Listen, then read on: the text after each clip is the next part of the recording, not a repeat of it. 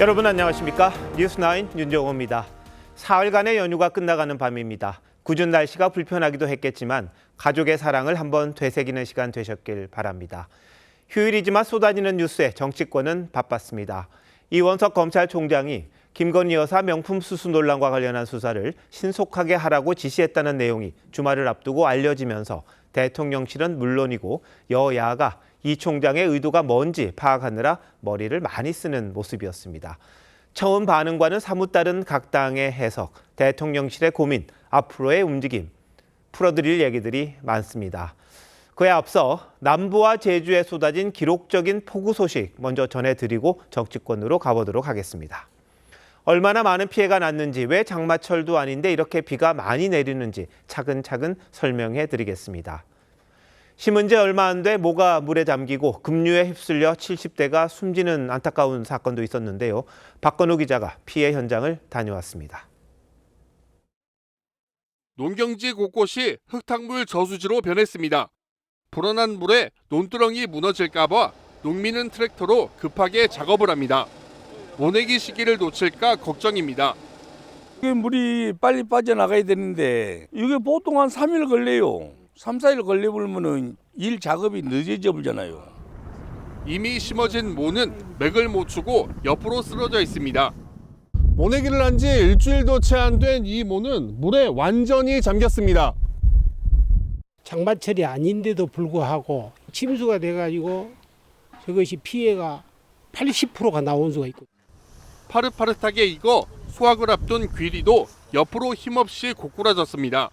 이틀간 200mm 안팎의 폭우가 내린 전남에서는 농경지 1723헥타르가 침수 등의 피해를 입었습니다. 어마어마한 강우량을 이건 집중 호위죠. 앞으로 피해 대책을 몇 단위로 세워야 됩니다. 폭우의 급류로 변한 한 농수로, 소방대원들이 구조 작업을 위해 농수로를 가로질러 와이어를 설치합니다. 오늘 새벽 이곳에서 70대 남성이 숨진 채 발견됐습니다. 이 남성은 어제 오후 5시 30분쯤 발견된 지점에서 300m 떨어진 농수로에서 급류에 떠내려가는 모습이 목격됐습니다. 농수로 쪽은 맞습니다. 오늘 새벽에 이제 발견했다고 또 신고가 들어가가지고 그래서 이제 저희가 나가서 이제 시신 발견하고 수습한 거고요. 진주시와 남해군, 하동군 등에서는 산사태 위험과 옹벽 붕괴 등으로 30가구 33명이 대피하는 등 경남에서도 폭우 피해가 잇따랐습니다. TV조선 박건우입니다. 제주 산지에 연휴 동안 1000mm에 가까운 기록적인 폭우가 내렸습니다. 폭우에 강풍까지 불면서 본격적인 여름이 아닌데 왜 이리 비가 많이 오는지 궁금하실 겁니다. 노도일 기자가 알아봤습니다. 한라산 탐방로 입구에 장대비가 쏟아져 내립니다. 탐방로는 기상 악화로 탐방을 통제한다는 안내와 함께 굳게 닫혔습니다.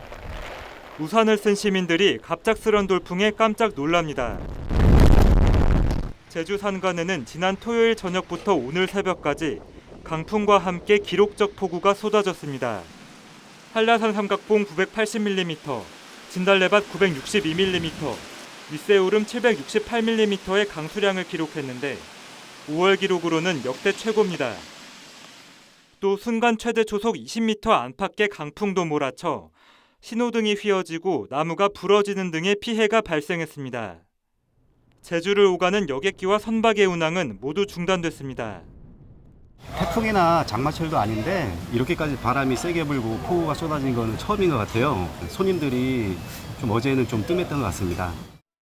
경남과 전남 해안 지역에도 5월 기록으로는 역대 두 번째로 많은 비가 내렸고 강풍은 전국적으로 불었습니다. 장마철이나 태풍이 상륙할 때와 비슷한 폭우가 쏟아지고 강풍이 분 이유는 우리나라 남쪽에 있던 저기압대가 강한 수증기를 품고 올라온 돌풍과 만났기 때문입니다. 수증기를 다량 함유한 강풍이 좀 오면서 이제 상승하면서 강하게 발달을 더 하거든요. 지형 효과까지 더해지게 되면 많은 양이 내려요. 기상청은 내일까지 전국에 5에서 20mm의 비가 더 내릴 것으로 내다봤습니다. TV조선 노도일입니다. 이틀 동안 겨우 70mm의 비가 내렸는데도 경남 합천의 한 마을은 완전히 침수됐습니다. 주민들은 마을 앞을 지나는 하천을 막고 고속도로 다리 공사를 한 게 원인이라고 주장하는데 이심철 기자가 취재했습니다. 흙탕물 저수지로 변한 마을 진입로. 소방대원들이 보트를 끌고 들어갑니다. 이 마을엔 어젯밤 11시부터 인근 하천이 범람하기 시작했습니다. 한 주민이 손전등을 들고 마을을 돌며 대피하라고 알립니다. 이런 데는 다 갔어요. 나가셨어. 지금 여기까지 찼거든 뭐. 밤새 주민 31명이 대피했습니다. 날이 밝아 다시 찾아간 집은 그야말로 쑥대밭이 됐습니다. 이런 건조기도 물에 들려서 이게 넘어간 겁니까? 예, 손 말로 놓은 게서 속도 다 떠내려왔다는 거예요. 대형 비닐하우스에는 이렇게 한창 수확적인 딸기가 자라고 있었는데요. 물이 넘치면서 모두 쓸모없게 됐습니다. 조금만 늦었다면 자칫 목숨을 잃을 뻔한 주민도 있습니다. 물에 내려온 게 이만치 물이 폭을로 침대 여내 섰을 때 내 머리 위에까지 와서 못 앉지. 합천엔 어제부터 오늘 새벽까지 70mm의 비가 내렸습니다. 많지 않은 강수량에도 마을이 침수된 이유는 뭘까? 그 또랑을 막아놨는 그 자체만으로도 보기만 봐도 물이 어떻게 내려가겠습니까? 그게 100%, 200% 인재거든요. 고속도로 다리 공사를 한다며 마을 앞 하천을 막았다는 겁니다. 시공사는 대신 지름 1m짜리 배수관 5개를 설치했습니다. 하지만 배수로가 부유물 등으로 막히며 하천이 마을로 역류한 것으로 보입니다. 경찰은 공사 관계자를 상대로 수사에 나섰습니다. TV조선 이심철입니다. 정치권 소식입니다. 윤석열 대통령이 취임 2주년 기자회견을 9일 오전 엽니다. 대국민 영상 메시지로 국정 기조를 먼저 설명하고 나서 1시간 남짓 기자들의 질문을 받습니다. 뻔한 질문보다는 국민이 궁금해할 내용을 위주로 한다는데 무엇이든 물어보라는 입장이라고 하네요. 황선영 기자가 보도합니다. 9일 오전 10시 윤석열 대통령은 기자회견에 앞서 집무실에서 생중계되는 대국민 메시지를 발표합니다. 지난 2년 정부의 국정 운영 기조와 정책 추진 상황을 설명드리고 앞으로 3년의 국정 운영 계획을 말씀드릴 것입니다. 윤 대통령은 이어 대통령실 1층에 있는 이곳 브리핑룸으로 내려와 기자들과 1시간가량 질의응답을 주고받을 계획입니다. 대변인이 사전 조율 없이 즉석에서 질문자를 지정할 예정인데 윤 대통령은 참모들에게 너무 뻔한 내용보다는 국민이 정말 궁금해할 만한 것 위주로 준비하자고 당부했습니다. 윤 대통령은 김건희 여사 논란에 대한 입장 표명과 함께 해병대원 특검법에 대한 거부권 행사 필요성도 직접 설명할 걸로 보입니다. 국민들께 좀 더 다가가서 우리가 나가는 방향에 대해서 더 설득하고 소통하고. 민정수석 신설을 비롯한 대통령실 조직 개편도 내일 발표될 전망인데 초대 수석엔 검사 출신인 김주현 전 법무차관이 내정된 걸로 전해졌습니다. 대통령실은 민정수석실이 사정 기능과 무관하다는 입장이지만 검찰이 김건희 여사 관련 수사에 속도를 내는 시기와 겹치며 여러 해석이 나오고 있습니다. TV조선 황선영입니다. 국민의힘 원내대표 경선에 찐윤 이철규 의원이 출마하지 않는다는 소식 전해드렸는데 윤심 논란은 잦아들었지만 이종배, 추경호, 송석준 후보 모두가 범친윤계입니다. 총선 패배 이후 대통령실과 당의 관계를 어떻게 설정할지가 큰 과제가 될 걸로 보이는데 이채림 기자가 세 후보에게 물어봤습니다. 윤석열 대통령 대선 캠프 정책총괄본부장을 지낸 이종배 의원은 당정 관계의 근본적 변화를 위한 당정 협의 강화를 강조했습니다. 그동안 정부가 정책 발표에 앞서 여당과 사전 소통이 부족했다는 겁니다. 국민의힘과 정부는 운명 공동체입니다. 건전한 협력 관계로 발전시켜 나가겠습니다. 윤석열 정부 초대 경제부총리를 지낸 추경호 의원은 당의 친윤이 아닌 사람은 없다고 했지만 대통령실과의 관계 설정에선 걱정하지 않도록 하겠다며 주도적 역할을 자신했습니다. 국민이 공감하는 정치를 통해 다시 사랑받는 정당으로 거듭날 수 있도록. 수도권이 지역구인 송석준 의원은 당정 관계가 국민의 뜻에 부응하는 모습으로 재탄생해야 한다고 했습니다. 필요한 말씀은 서로가 여러 가지 방식으로 분명히 해야 되고. 새 후보 모두 당정 관계 재편을 공약했지만 모두 관료 출신으로 윤 대통령과도 거리가 멀다고 보기 어려운 만큼 쓴소리를 하기 쉽지 않을 거란 관측도 나옵니다. 굉장히 어려운 원내대표라고 생각을 하고요. 야당에 대한 용기도 필요하겠지만 대통령에 대한 용기도 당연히 필요하죠. 유력 후보로 거론됐던 이철규 의원은 후보 등록이 마감된 뒤 당초 출마 의사가 없었다며 당의 화합을 위해 희생을 마다하지 않겠다는 입장을 냈습니다. TV조선 이채리입니다. 민주당은 이재명 대표의 최측근이 원내대표를 차지했습니다. 이제 남은 이슈는 이 대표가 당대표를 다시 하느냐 마느냐입니다. 총선 전만 해도 뭘 또 하냐고 손사래를 쳤었는데 이 대표가 지금은 자신의 연임 문제를 물어본다고 합니다. 이 대표가 연임하면 김대중 총재 이후 24년 만이라는데 DJ급으로 등극하는 모양새입니다. 최지원 기자가 보도합니다. 더불어민주당 이재명 대표가 최근 지도부를 비롯한 당내 인사들에게 대표 연임 문제를 논의한 걸로 알려졌습니다. 질문을 받은 홍익표 전 원내대표는 연임이 낫겠다고 답변했다고 전했습니다. 다른 후임 당대표가 와도 잘 되면 그 사람 덕이지만 잘못되면 다 이재명 전 대표 탓이라고 하지 않을까요? 그거는 약간 그렇듯하네요 이렇게 반응을 하시더라고요. 당대표 연임이 이루어질 경우 민주당 계열 정당으론 김대중 총재 이후 24년 만입니다. 이 대표는 총선 전까진 연임에 선을 그어왔습니다. 너무 힘들고 너무 고통스러운 과정들이어서 누가 억지로 시켜도 다시 하고 싶지 않습니다. 민주당 핵심 관계자는 이 대표가 최근 연임을 고민하는 쪽으로 기류가 바뀌었다면서도 섣불리 결정하지 않는 성격이라 마지막까지 더 숙고할 거라고 했습니다. 하지만 지난해 말 현 지도부가 당내 반발에도 권리당원 표반형 비중을 높이는 전당대회 룰 개정을 강행한 만큼 실제 연임에 나설 경우 셀프 개정이란 비판을 받을 수 있습니다. 오로지 민주당 대표와 지도부를 선출하기 위해 이런 무리수를 두어야 하는 이유를 찾기 어렵습니다. 박찬대 신임 원내대표는 이 대표가 공약한 25만 원 전국민 지원금을 22대 국회 첫 법안으로 내겠다고 했습니다. 저희도 1호 법안에 관련해서 이제 개헌까지 한 달 이상 시간이 좀 남아있는 상태인데요. 1인당 25만 원씩 지급하는 그 부분을 담은 법을 낼 수도 있을 거고요. 박 원내대표는 쌍특검 법안을 비롯해 윤석열 대통령이 거부권을 행사했던 8개 법안을 패키지로 발의하는 방안도 검토 중이라고 했습니다. TV조선 최재원입니다. 김진표 국회의장이 차기 국회의장을 하겠다는 민주당 소속 후보들에게 한마디 했습니다.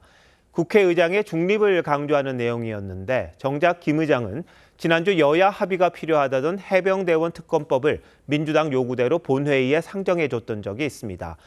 물론 엄청난 압박 때문이었던 걸로 짐작은 갑니다만 소신을 지키지 못하면서 무슨 순수냐 이런 지적도 나옵니다. 무슨 내용인지 최민식 기자가 전합니다. 민주당 소속이었던 김진표 국회의장은 민주당 차기 의장 후보들을 향해 편파된 의장 역할을 하면 꼭두각시에 불과할 것이라고 지적했습니다. 국회의장이 되면 중립을 지키지 않겠다고 말한 후보들은 스스로 부끄러워질 거라고도 했습니다. 좀 더 공부를 하고 우리 의회 정치 사회 역사를 보면 그런 소리 한 사람이 스스로가 부끄러워질 겁니다. 지난주 해병대원 특검법 처리를 위한 법안 상정 과정 등에서 자신을 거칠게 압박한 국회의장 후보자들을 겨냥한 발언으로 해석됩니다. 중립이라는 것은 몰가치가 아니고 국회의장도 국회 사회자로 한정되어지는 게 아니다. 여당과 야당의 기계적 중립은 아무 의미가 없는 거 아니겠습니까? 그럼 국회의장을 누가 해도 그만인 거고요. 김 의장은 또 자신은 지난 2년의 임기 동안 중립 의무를 지키려고 노력했기 때문에 그나마 여당과 야당을 중재할 수 있었다고 했습니다. 국민의힘에서도 민주당의 김 의장 압박이 선을 넘었다는 지적이 나왔습니다. 개 XX 무슨 놈 이런 육두문자까지를 써가면서 다른 나라에서 어떤 의원이 그런 발언을 했으면요 그 의원은 바로 사퇴해야 돼요. 다만 여당 내에선 김 의장이 스스로 여야 합의를 강조해왔지만 마지막엔 친정인 민주당 손을 들어준 게 아니냐는 시각도 있습니다. TV조선 최민식입니다. 검찰이 김건희 여사 명품 수수 논란 수사에 속도를 내고 있습니다. 전담 수사팀에 3명의 검사를 충원했는데 모두 굵직한 수사를 한 적이 있는 특수통이었습니다. 그런데 정작 김 여사를 청탁금지법 위반으로 고발한 인터넷 매체 대표는 조사를 받으라고 하자 출석을 좀 늦춰달라고 합니다. 어떻게 수사가 진행될런지 권영석 기자가 보도합니다. 김건희 여사 명품 수수 논란 전담 수사팀이 꾸려진 서울중앙지검 형사 1부는 명예훼손 등 정치적으로 민감한 사건을 주로 맡는 곳입니다. 지난주 전담 수사팀에 특별 수사를 담당해온 베테랑 검사 3명이 합류했습니다. 공정거래조사부에서 부부장 검사 1명, 범죄수익환수부와 반부패 3부에서 각각 1명이 충원된 겁니다. 조국 전 장관, 김학의 전 법무차관 불법 출금 사건 등 굵직한 수사를 했던 특수통입니다. 이원석 검찰총장이 철저하고 신속하게 진상을 규명하라고 지시한 데 따른 조치입니다.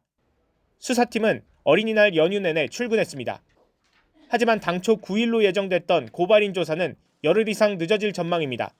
추가적인 고발이나 진정 또 증거도 우리가 취합해야 될 거 아니에요. 10여일 넘어서 나가는 건. 서울의 소리는 윤 대통령 부부를 청탁금지법 위반으로 고발한 온라인 매체입니다. 검찰 관계자는 고발장을 바탕으로 법리 검토에 착수했다며 고발인 조사가 미뤄져도 수사 일정에 큰 차질은 없다고 설명했습니다. TV조선 권영석입니다. 이원석 검찰총장이 명품 수수 논란 전담 수사팀 구성을 지시한 걸 놓고 해석이 분분합니다. 사회부 법조팀 이재중 기자와 함께 이야기 한번 해보도록 하겠습니다. 자, 이 기자, 야당이 오늘 입장이 좀 바뀐 것 같아요. 이 총장이 신속하고 철저하게 수사해라 이렇게 지시한 게 대통령실과의 긴장 관계를 드러낸 거다 이렇게 이야기를 하더라고요. 네, 그렇습니다. 박찬대 민주당 원내대표가 오늘 라디오에서 한 이야기인데 먼저 들어보겠습니다. 긴장관계가 좀 형성되고 있는 것 아닌가. 한동훈을 중심으로 한 이원석, 송경호 여기가 이제 김건희 수사를 하면서 개과시를 하고 있는 것 아닌가. 네, 당초 이 야당이 이 총장의 지시를 특검 무마용이다 이렇게 평가절하를 했었는데 이제는 여권 내의 갈등 구조로 해석을 하면서 이른바 갈라치기에 나섰다 이렇게 해석해 볼 수 있습니다. 하지만 검찰 안팎에서는 이게 과도한 해석이 아니냐 이런 평가도 나옵니다. 평소에 신중하고 또 원칙주의자로 통하는 이 총장이 정치적 노림수로 이런 카드를 던진다는 것은 좀 아니다 이런 해석인 겁니다. 검사는 헌법과 법률이 정한 바에 따라 오로지 증거와 법리에 따라서만 원칙대로 수사하고 기소하고 재판하고 형 집행하면 된다. 저는 그런 생각입니다. 네, 이 발언이 지난달 23일 창원지검 격려 방문 당시에 나온 이야기인데 이 발언을 놓고 이 김 여사 수사를 당시 예고한 것 아니냐 이런 해석도 있습니다. 자, 근데 고발 5개월이 됐잖아요. 근데 왜 지금이냐 이런 의문은 제기될 수 있겠어요? 네, 우선 검찰이 공식적으로 밝힌 이유는 총선이 끝났기 때문이란 겁니다. 야당이 총선 기간 이 사안을 워낙 정치적 이슈로 이용을 했고 또 키워왔기 때문에 정쟁에 휘말리지 않기 위해서 지금 이때를 기다렸다는 얘기입니다. 야당이 추진하는 특검 도입을 앞두고 수사를 뭉갰다 이런 비판을 피하기 위해서라도 이 총장 입장에서는 수사를 서두를 수밖에 없는 상황입니다. 조금 전에 전해드렸습니다만 특수통 검사들이 충원이 되는 등 속도는 내고 있습니다. 그런데 실제 처벌 가능성은 어떻게 되느냐 이게 좀 궁금하거든요. 네, 법조계에서는 처벌 가능성이 그리 높지 않은 것으로 낮게 보고 있습니다. 청탁금지법은 공직자의 배우자가 1회에 100만 원, 연 300만 원이 넘는 금품을 받는 걸 금지하고 있습니다. 하지만 배우자에 대한 처벌 조항은 없고 직무 관련성이 입증이 되지 않으면 윤 대통령도 처벌 대상이 아닙니다. 이 직무 관련성이 입증이 되려면 윤석열 정부의 대북 정책이 최재형 목사에게 영향을 받았다는 논리가 돼야 하는데 이는 아마 쉽지 않아 보입니다. 네, 자 현실적으로는 처벌은 어렵다는 거잖아요. 그렇다 손 치더라도 윤 대통령과 이원석 총장 사이의 관계가 그렇게 썩 이렇게 원만하지는 않다 이런 말도 나올 수 있을 것 같아요. 네, 그렇습니다. 김 여사 수사를 놓고 이 총장 또 그리고 이 대통령실 간에 갈등이 있다 이런 이야기는 검찰 또 정치권 안팎에서 꾸준히 제기가 되어 왔습니다. 앞서 창원지검을 방문을 했을 때 총장이 이례적으로 이재명 대표를 겨냥해서 강하게 비판하는 말을 한 적이 있는데 이런 기류를 의식한 것 아니냐라는 해석이 나오는데 한번 들어보겠습니다. 사법 시스템을 무너뜨리고 붕괴하려는 시도를 하고 있는데 공당에서 그러한 이화영 부지사의 진술만 믿고 이에 끌려다녀서는 안 된다. 네, 이 총장 입장에서는 야당과 정면 대결하는 모습을 보여줬기 때문에 마치 정권의 영린과 같은 김건희 여사 수사에도 속도를 낼 명분을 쌓아놓은 셈이다. 이런 분석이 나옵니다. 자, 임기가 9월까지죠, 이용석 총장이. 그러다 보니까 이제 남은 굵직굵직한 수사도 자기 임기 내에 마무리하겠다 이런 얘기도 나오더군요. 이 기자 잘 들었습니다.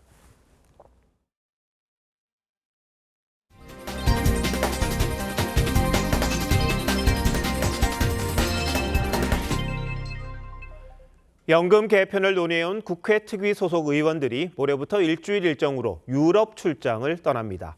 해외 우수 사례도 직접 살펴보고 현지에서 합의도 시도해 보겠다고 하네요.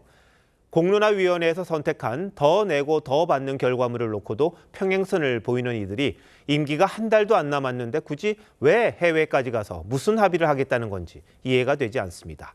국민이 뭔 줄 아는지. 정민진 기자의 보도입니다.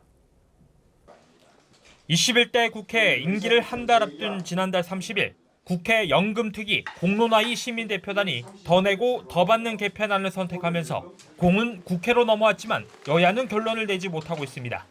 지금 태어난 그런 그 아가에게 네가 40살 됐을 때 네 소득의 43% 내야 되는데 괜찮겠니? 그러면은 싫어요 그러겠죠. 공론화위원회 활동은 우리가 존중하는 자세에서부터 출발해야 된다는. 21대 임기 내 처리가 불투명하다는 전망이 나오는 가운데 주호영 위원장과 여야 간사위원들이 올해부터 5박 7일 일정으로 영국과 스웨덴 등을 방문할 계획입니다. 연금 개혁에 성공한 나라들의 사례를 직접 살펴본 뒤 합의도 시도해보겠다는 겁니다. 여야 간사는 합의 가능성이 없었다면 출장을 가려하지 않았을 것이라며 극적 타결 가능성을 열어놨습니다. 여야는 현재 공론화위 개편안에서 소득 대체율을 낮추는 방향으로 협의 중입니다. 하지만 합의안 도출이 시급한 상황에서 뒷북 출장이란 지적이 나옵니다. 개혁신당은 출장은 진작 갔어야 한다며 포상휴가, 말년휴가냐고 비판했습니다. 21대 국회에서 연금 개혁안 합의를 이루지 못하고 종료되면 22대 국회에서는 특위 구성을 포함한 모든 절차를 처음부터 다시 시작해야 합니다. TV조선 정민진입니다. 중국이 최근 탈북민 200여 명을 강제 북송했다는 소식 지난주 단독 보도로 전해드렸습니다. 그 이후에도 추가로 북송을 계속하는 걸로 알려졌습니다. 동남아나 몽골과 가까운 접경 지역에서 또 60명 정도가 체포돼 강제 송환 수순을 밟을 걸로 보입니다. 이태영 기자가 단독 보도합니다. 지난해 5월 촬영된 중국 단둥의 북중 접경 지역입니다. 이중으로 펼쳐진 철조망 때문에 북한 신의주 쪽이 제대로 보이지 않을 정도입니다. 국경 경비대를 피해 압록강을 건너고 이중 철조망을 넘어 탈북을 시도한다 해도 중국의 안면 인식용 CCTV에 찍힌다면 단속을 피하기 어려워졌습니다. 탈북민 구출 활동을 하는 JM 선교회는 지난 3월 중국 남부 난닝에서 37명, 4월엔 베트남 적경에서 7명, 북부 네이멍구에서 16명 등 최소 60여 명의 탈북자가 중국 공안에 체포됐다고 전했습니다. 이제 3월, 4월경에 집단적으로 체포되는 경우가 많다는 걸로 봐서는 중국이 체포를 조직적으로 벌이고 있는 것이 아닌가. 열에 여덟이 잡힌다. 북중 접경의 구류소로 이동된 뒤 강제 송환 수순을 밟게 되는데 최근 북한이 처벌과 감시를 강화하면서 내륙 지역에 격리될 가능성이 높습니다. 다시 나올 수 없는 그런 지역으로 격리를 시킨대요. 교화소라고 하는데 강제노동 당하면서 죽을 때까지 거기 있는 거예요. 코로나 종식으로 북중 접경 봉쇄는 완화됐지만 중국의 단속 강화 여파로 올해 1분기 탈북민은 32% 줄었습니다. 북중 양측이 당국 차원에서 강제 북송에 합의했다는 관측이 나오는 가운데 북한이 이를 탈북을 막기 위한 경고 지시문으로 적극 활용한다는 소식도 이어지고 있습니다. TV조선 이태형입니다. 검찰이 민주당 전당대회 돈봉투 수수 의혹을 받는 국회의원 7명에게 이달 중순 소환을 재차 통보했습니다. 이들이 총선 등을 이유로 올 초 소환에 응하지 않으면서 수사는 지지부진한 상태입니다. 황병준 기자입니다. 2021년 민주당 전당대회 돈봉투 살포 사건을 수사 중인 검찰이 피의자인 의원들을 조사하는 데 애를 먹고 있습니다. 검찰은 돈봉투를 받은 혐의를 받는 의원 10명에게 소환을 통보한 바 있습니다. 이 중 이성만, 허종식 의원과 임종성 전 의원 등 3명은 검찰 조사를 받고 재판에 넘겨졌습니다. 의원식 상실 가능성도 있는데 어떻게 생각하시나요? 전혀 그렇게 생각하지 않습니다. 하지만 300만 원씩 받은 혐의를 받는 다른 의원 7명은 아직 소환에 응하지 않고 있습니다. 인천 두라고 원래 안 주려고 그랬는데 얘들이 보더니 또 형님 예약한 김에 우리도 주세요. 또 거기서 3개 뺏겼어. 지난 1월 총선 뒤 나가겠다며 불응한 데 이어 총선이 끝난 후에도 여전히 출석하지 않고 있습니다. 7명 중 6명은 4월 총선에서 다시 당선됐습니다. 이에 검찰은 최근 이달 중순까지 검찰 조사를 받으라며 출석 요구서를 다시 보냈습니다. 국회의원은 불체포 특권이 있다 보니 검찰이 체포영장을 발부받아 강제 구인에 나서기도 쉽지 않은 상황입니다. TV조선 황병줄입니다. 의정 갈등이 회의록 공방으로도 번지고 있습니다. 의료계는 의대 증원을 결정한 회의록의 법원 제출을 정부에 요구하고 있는데요. 그러면서 회의록이 없을 시 직무유기 혐의로 복지부 장관 등 5명을 내일 공수처에 고발하겠다고 압박했습니다. 정부는 회의록을 법원에 제출하겠다는 입장입니다만 이 상황이 간단치는 않아 보입니다. 일련의 상황을 신경희 기자가 설명드리겠습니다. 법원에 2,000명 증원 근거 자료 제출 요구 후 의료계는 회의록을 공개하라고 연일 정부를 압박하고 있습니다. 이제라도 보건복지부와 교육부는 개정위원회 회의록 등을 사법부에 제출하고 명명백백히 국민에게 공개하여야 할 것이다. 정부가 증원을 논의한 주요 회의체는 3곳입니다. 지난 2월 6일 열린 복지부 산하 보건의료 정책심의회, 이른바 보정심과 의사인력전문위원회 그리고 의료현안 협의체입니다. 정부는 이 가운데 보정심 회의록을 오는 10일까지 법원에 내기로 했고 전문의 회의록 여부를 파악 중입니다. 협의체의 경우 정부와 의료계는 애초 회의록을 작성하지 않기로 협의했습니다. 하지만 의료계는 정부가 회의록을 제대로 작성하지 않았다며 법정 공방을 예고했습니다. 복지부와 교육부 장차관 등 5명을 직무유기와 공공기록물 은닉 등 혐의로 내일 공수처에 고발하기로 한 겁니다.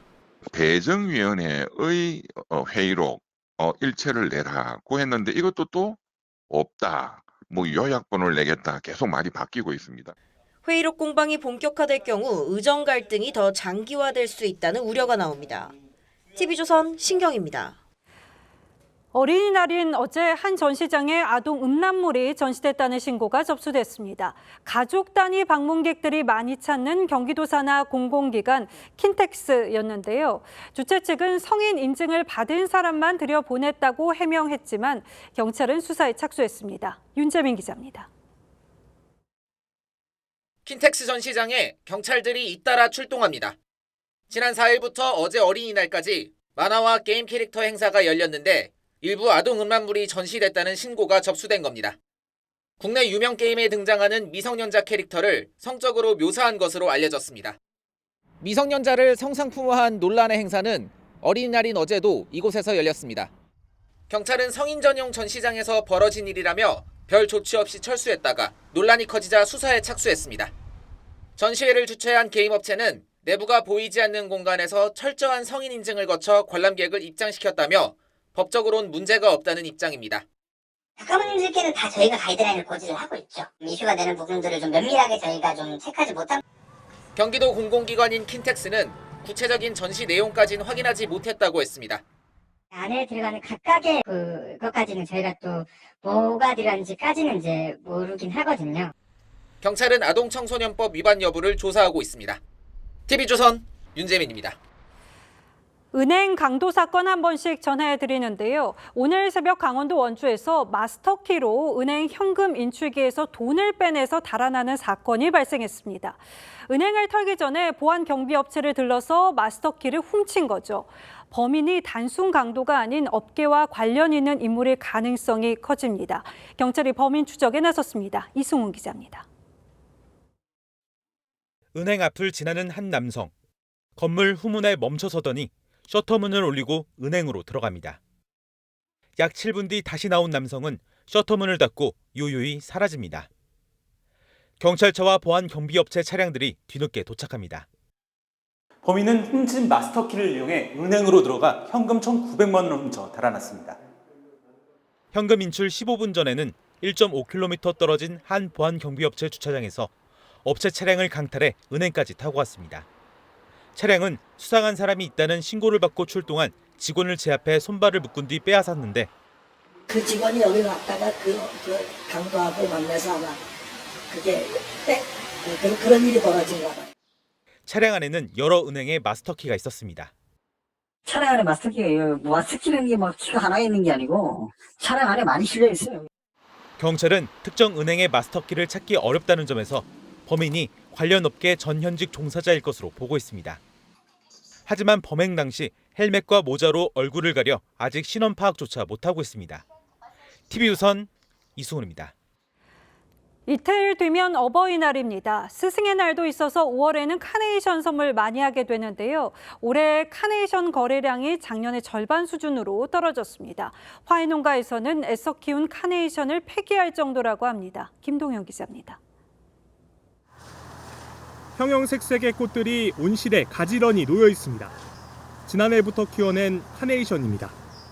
5월 초면 텅 비어 있어야 하는 농장이지만 현재는 40% 가까이 카네이션이 남아 있습니다. 어버이날이 코앞인데도 팔리지 않고 남은 겁니다. 자치단체는 카네이션 사주기 운동까지 벌이고 있습니다.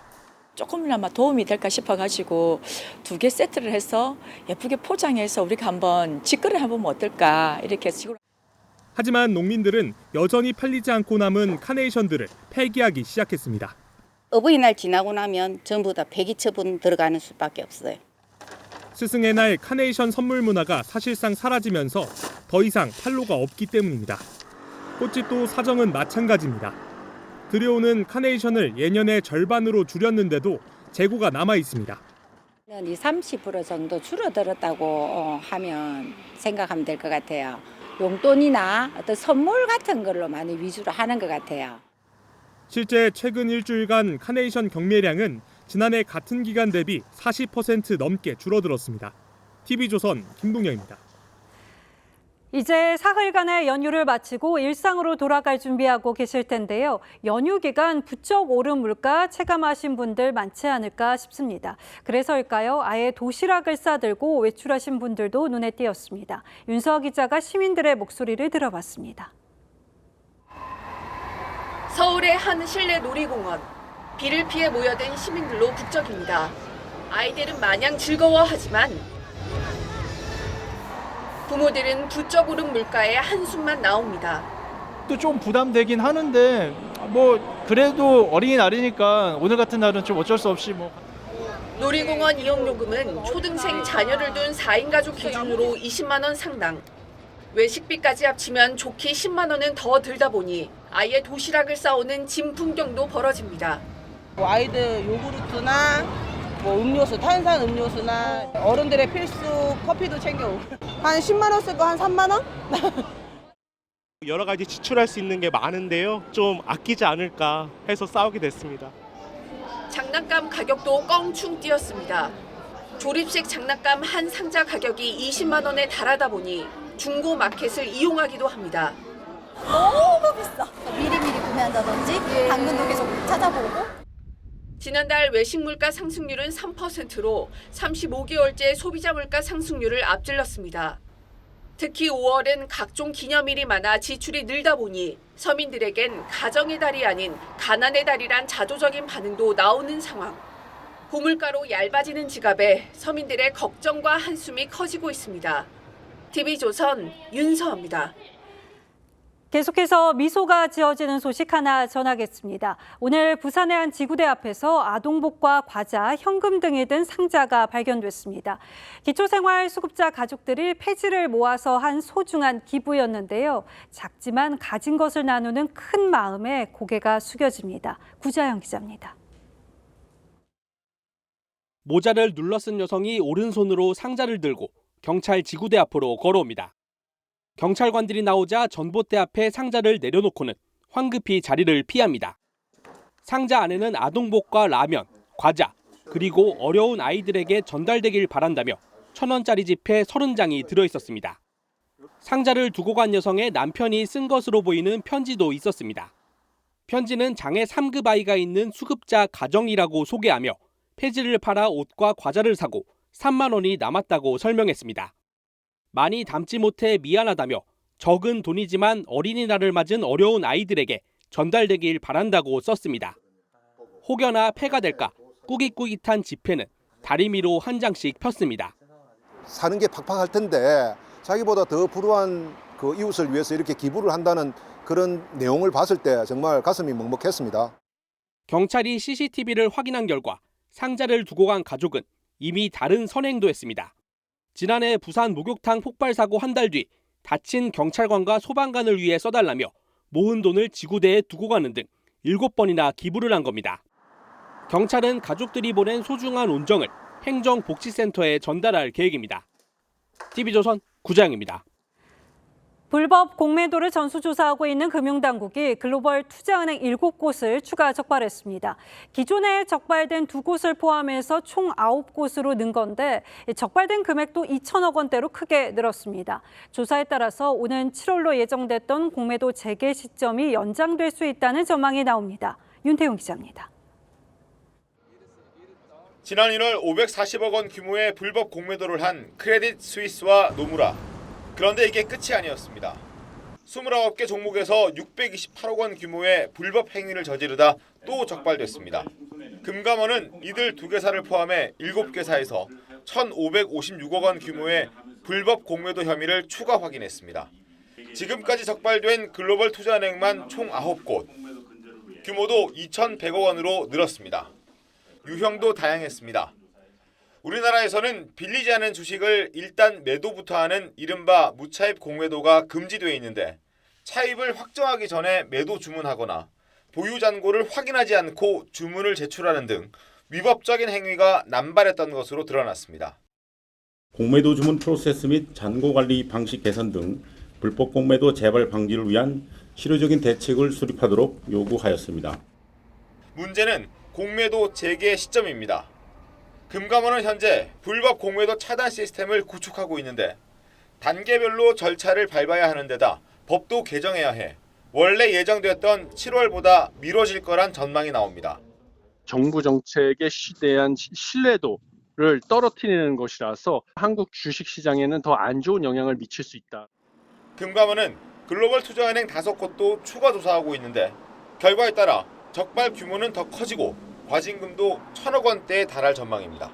TV조선 윤태윤입니다.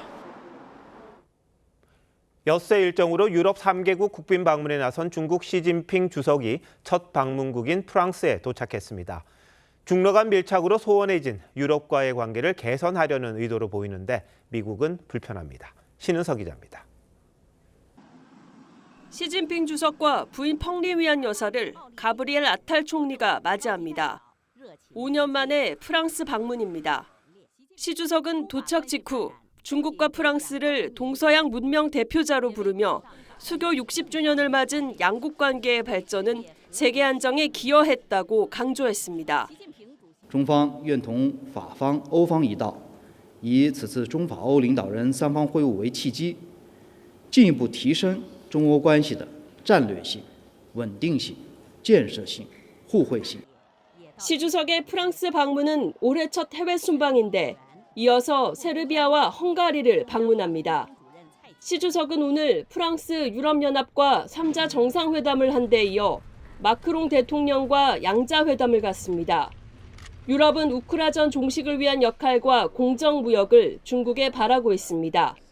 We recalled the need for China to use all its influence on Russia to stop this war of aggression.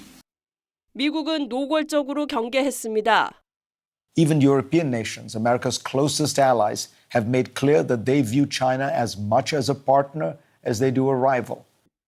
뉴욕타임스는 시 주석이 미국의 의구심을 갖고 있는 세 나라를 방문한다며 미국과 유럽 사이를 갈라놓으려는 시도라고 꼬집었습니다. TV조선 신서입니다. 올해 재선에 도전하는 도널드 트럼프 전 미국 대통령이 한국이 방위비를 제대로 내지 않고 있다며 자신이 집권하면 주한미군을 철수할 수 있음을 시사했습니다. 미 언론도 엉터리 주장이라고 반박했는데 오늘은 트럼프의 한국 방위비 발언 따져보도록 하겠습니다. 김자민 기자, 트럼프 대통령이 또다시 우리의 방위비 부담에 대해서 딴지를 걸었습니다. 네, 미 대선에 출마한 트럼프 전 대통령은 지난주 시사주간지 타임과 인터뷰를 했습니다. 자신이 집권했을 때 한국이 방위비 수십억 달러를 내도록 만들었는데 바이든 행정부 들어서 대폭 줄었다. 한국은 부유한 나라고 돈을 내지 않으면 왜 지켜줘야 하냐고 주장했습니다. 자, 근데 이런 트럼프의 주장을 미국 언론도 따져본 일을 했더라고요. 네, 그렇습니다. CNN은 트럼프의 발언이 오류투성이라고 보도했는데요. 트럼프는 주한 미군이 4만 명이라고 했지만 2016년 기준 CNN은 2만 6천여 명이라고 반박했습니다. 자신의 재임 이전에 한국이 방위비를 거의 내지 않았고 임기가 끝난 뒤에 다시 돈을 내지 않고 있을 거란 발언도 사실이 아니라고 지적했습니다. 트럼프의 그 일관된 논리는 일관된 허위 사실이거든요. 가짜 정보를 계속 이렇게 공표하는 이유는 결국에는 협상에서의 더 나은 지위를 차지하기 위한 어떤 그 스토리라인을 짜는 거죠. 그런데 우리의 방위비 분담금은 매해 늘어나고 있지 않습니까? 이게 특히 트럼프 대통령이 취임한 이후에 늘려왔잖아요. 네, 트럼프는 재임 시절 내내 안보 무임승차를 주장했고 이 때문에 2019년 방위비 분담금이 8.2% 올라 1조 원을 넘어섰습니다. 그리고 바로 5년이던 협정 유효 기간을 1년으로 줄이고 다음 협상을 시작했습니다. 이때는 주한미군 철수를 압박하도록 꺼내들며 6배 많은 6조 8,100억 원을 내라고 요구했습니다. 상당히 요구가 좀 무리하다 이런 주장이 있다 보니까 한미동맹이 위태로워지는 것 아니냐 그런 우려까지 그때 나왔던 것 같은데요. 네, 당시 방위비 협상은 바이든 정부에 들어서고 난 2021년에서야 합의됐습니다. 인상률 13.9%였습니다. 매년 국방비 증가율에 따라 방위비 분담금을 늘리기로 합의하면서 한국은 올해 1조 3,400억 원 가량을 부담하고 있습니다. 그런데 트럼프 전 대통령이 우리한테만 그러는 겁니까? 아니면 방위비 분담금 내는 다른 나라도 있잖아요. 그 나라에 대해서도 똑같이 요구를 하는 겁니까? 네, 트럼프는 재임 시절 나토 회원국인 독일의 국방비가 너무 적다며 주동 미군 3분의 1을 일방적으로 감축 발표했습니다. 일본 역시 미국과의 방위비 분담 차를 줄이라는 압박을 받았습니다. 최근엔 나토 회원국들에게 방위비를 더 내지 않을 거면 스스로 방어하라고 하고 있습니다. 트럼프가 다시금 돌아온다면 자신이 기대하고 있는 방위 분담이 있을 것이고 주한미군 전체는 아니지만 일부 철수의 카드를 활용할 가능성은 완전히 배제할 수는 없다고 생각합니다. 북한이 위협하는 상황이다 보니까 우리도 방위비 분담금 내가면서 우리를 좀 방어를 해야 하고 또 미국 같은 경우도 우리가 북중러의 위협을 막아주지 않습니까? 이런저런 상호작용이 있는데 우리한테만 요구하는 거 좀 무리다 싶긴 생각도 드네요. 자, 김자민 기자 잘 들었습니다.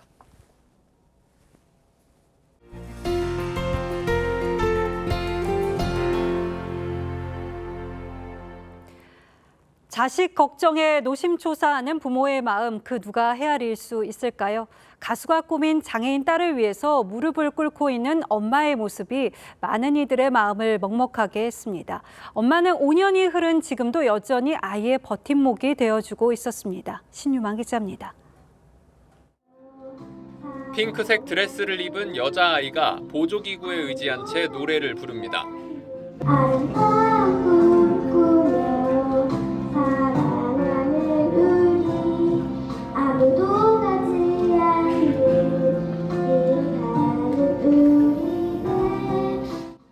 딸이 혹시라도 넘어질까 걱정하는 마음과 오롯이 딸이 무대에서 주목받게 하기 위해 엄마는 뒤에서 무릎을 꿇은 채 딸의 등을 받치며 함께 노래를 부릅니다. 5년 뒤 아이는 훌쩍 커 엄마와 키가 비슷해졌습니다. 엄마는 여전히 딸의 허리를 부여안은 채 함께 노래를 부릅니다.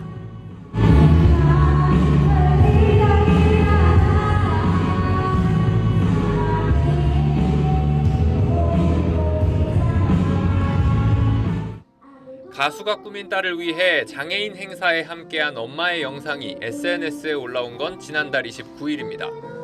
2019년 지역 장애인 행사 사회를 보다 모녀를 처음 만난 개그맨 출신 가수 이정규 씨는 당시의 모습을 찍어놨다가 5년 뒤 행사장에서 모녀를 다시 보고 영상을 올렸습니다. 눈물이 나고 막 이래가지고 영상을 찍어놨거든요. 팍팍한 사회에 힘도 얻으시고 함께 울고 함께 웃는 그런 사회가 됐으면 좋겠다. 해당 영상은 게시 6일 만에 390만여 명이 봤고 어머님의 무릎이 너무 값지다. 아이의 꿈을 응원한다는 댓글이 달렸습니다. TV조선 신유만입니다. 산악인으로는 사실상 현역에서 은퇴했던 어몽길 대장이 아직 아무도 오르지 않은 산봉우리 주갈 히말리아 일봉 정상에 올랐습니다.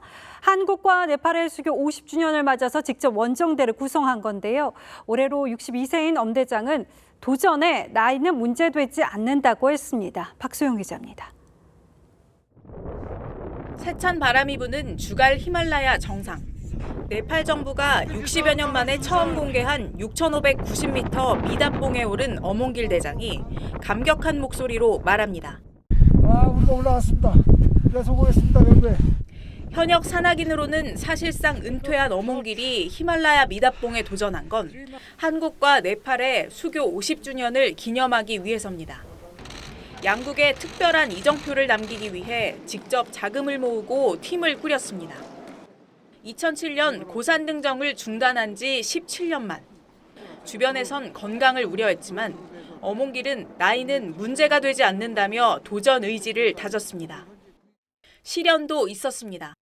험준한 지형과 계속되는 기상이변으로 한국 대원과 네팔 대원 두 사람이 부상을 입었고 지난달 27일에는 정상을 200여 미터 남기고 눈폭풍을 만나면서 등정을 포기해야 했습니다.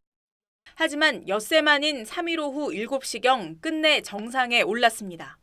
80m 산을 오르는 것만큼이나 그 이상으로 더 힘들고 어려운 그런 산이었던 것 같습니다. 한국과 네팔의 미래도 많은 그 발전과 또 우정이 이렇게 돈독했으면 하는 바람입니다. 푸시파 카말 다할 네팔 총리도 한국과 네팔의 영원한 우정을 담는 기념비적 이정표라며 화답했습니다. TV조선 박소영입니다.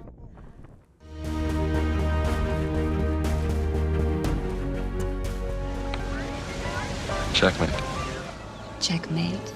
Checkmate. 외통수를 맞자 판을 쓸어버리기도 합니다.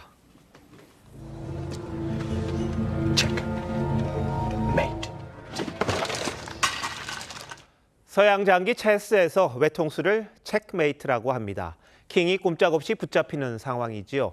막다른 길에 몰려 더 이상 수가 통하지가 않습니다. 돌을 버려 선수를 다툰다는 바둑 격언이 있습니다. 하수는 악착같이 돌을 아끼지만 상수는 돌 몇 점 내주고 주도권을 쥡니다.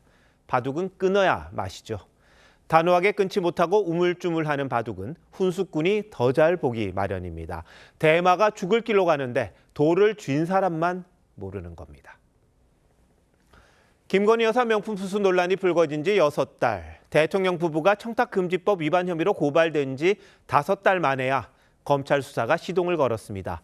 야권의 김 여사 특검법 처리를 앞둔 상황에서 특검 회피용이란 의심 면치 못하게 됐습니다. 이 사건은 그리 복잡하지 않습니다. 선물이 대통령 직무와 관련이 돼야 청탁금지법에 저촉됩니다. 김 여사는 공직자가 아니죠. 처벌 대상도 아닙니다. 그런데 검찰은 사건 배당만 하고 수사를 질질 끌었습니다. 대통령실은 몰카 공작이란 측면만 강조했습니다. 그렇게 민심을 돌려세웠습니다.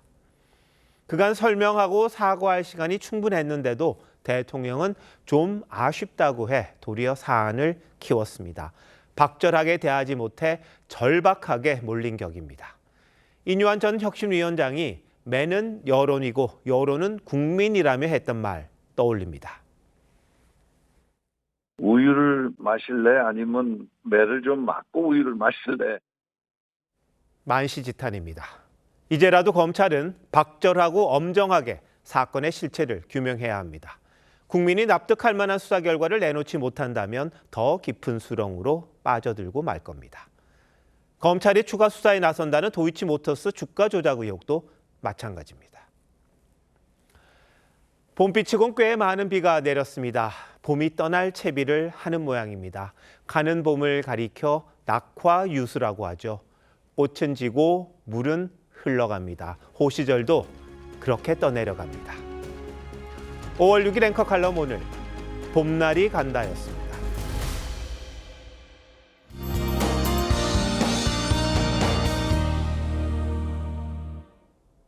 연휴 내내 이어진 궂은 날씨도 어린이들의 동심을 막을 수는 없었는데요. 다시 일상으로 돌아오는 내일은 제주도를 제외한 전국 대부분 지역에 가끔 비가 내리겠습니다. 영동과 전북에 5에서 30, 영서와 충청, 영남과 전남에 5에서 20, 수도권과 경북 동해안에 5에서 10mm가 예상됩니다. 수도권과 영서는 내일 오후부터, 충청과 영동 중북부 지역은 밤에 비가 대부분 그치겠습니다. 내일 영동과 남부 해안, 제주도에 강한 바람이 불겠습니다. 중부 서해안과 강원 산지에는 짙은 안개가 끼겠습니다. 내일 아침 기온도 오늘과 비슷하겠습니다. 서울과 청주, 대전이 13도로 출발하겠고요. 낮 기온은 서울이 18도, 대구 19도 등 대부분 지역이 20도를 밑돌겠습니다. 당분간 동해안으로 강한 너울성 파도가 밀려오겠습니다. 영동과 남부지방의 비는 어버이날인 모레 새벽까지 이어지겠고요. 오후에 중부지방부터 맑은 하늘 드러나겠습니다. 날씨였습니다. 5월 6일 월요일 뉴스9 마칩니다. 시청해주신 여러분 고맙습니다.